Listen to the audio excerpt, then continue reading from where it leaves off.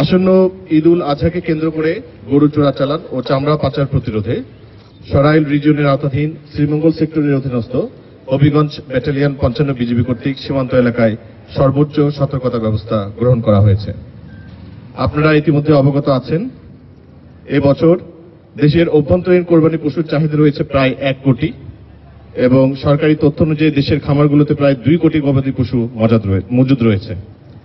শুধুমাত্র হবিগঞ্জ জেলাতেই ৭,২০০টির বেশি ছোট বড় পারিবারিক খামার রয়েছে, যেখানে পশুর চাহিদা প্রায় ৭০,০০০, সেখানে মজুদ রয়েছে ৭৫,০০০-এরও অধিক পশু। সুতরাং গরু চোরাচালানের কোনো যৌক্তিকতা নেই এবং এটি দেশের অর্থনীতির জন্য ক্ষতিকর।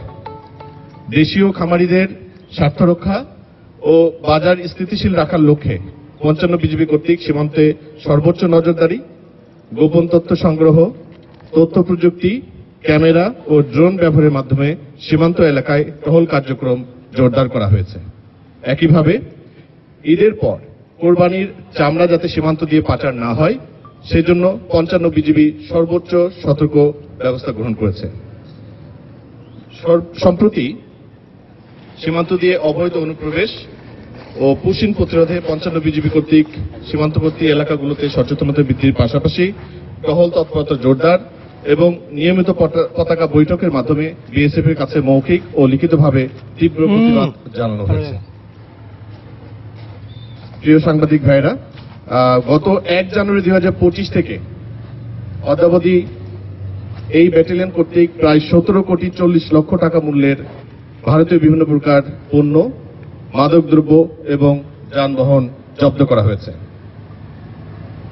একই সাথে আমরা বলতে চাই, ঈদের দীর্ঘ ছুটিতে দেশের জনগণ যাতে নির্বিঘ্নে ঈদ উদযাপন করতে পারে সেজন্য বিজিবি সদস্যরা তাদের ছুটির কথা চিন্তা না করে সীমান্তের নিরাপত্তা বিধান, দেশের অভ্যন্তরীণ আইন শৃঙ্খলা রক্ষা এবং ঈদ জামাত সহ সার্বিক নিরাপত্তা বিধানের লক্ষ্যে সদা সর্বোচ্চ প্রচেষ্টা করে যাচ্ছে। আমরা সবাই তৎপর আছি এবং আমরা আমাদেরকে এই কাজগুলোতে নিজেদেরকে নিয়োজিত রেখেছি। বিজিবি সবসময় দেশের সার্বভৌমত্ব রক্ষায় দৃঢ় প্রতিজ্ঞ।